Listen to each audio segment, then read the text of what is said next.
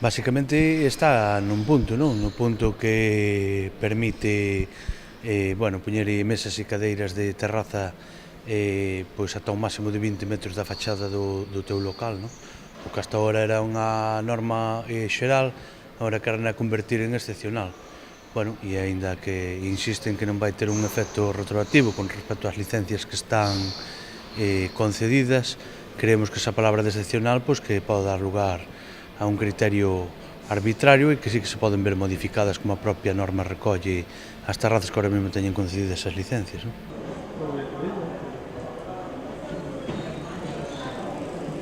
Entenden que máis alá da fachada do teu local, pois que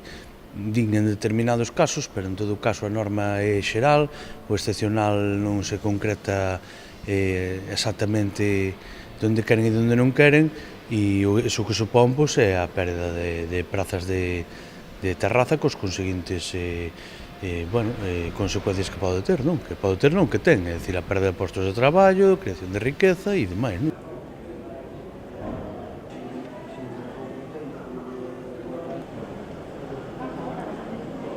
Consideramos que o tema das terrazas en Santiago, que non é, polo menos, non percibimos que sexa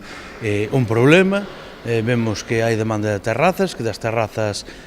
tamén disfruta a cidadanía que paga polo servicio que se lle ofrece e tan contentamente, entonces, bueno, máis alá de casos aillados que se pode ver e podemos mirar se houber algún problema determinado en algún sitio con un problema que poderamos considerar xeral, pois sí, efectivamente, é dicir, poderíamos mirar, pero non, desde logo, con carácter xeral, creemos que non é un problema o tema das terrazas en Santiago, non? Efectivamente, si é certo que a normativa recolle algunhas demandas das que nós tiñemos xa de maneira histórica, que se recollen e que vemos positivamente, que se recollen nesta norma, pero se introduce un cambio pola porta de atrás, sin falar co sector e sin ter o consenso necesario, entendemos que nos parece non anecdótico, senón que nos parece fundamental e grave, non?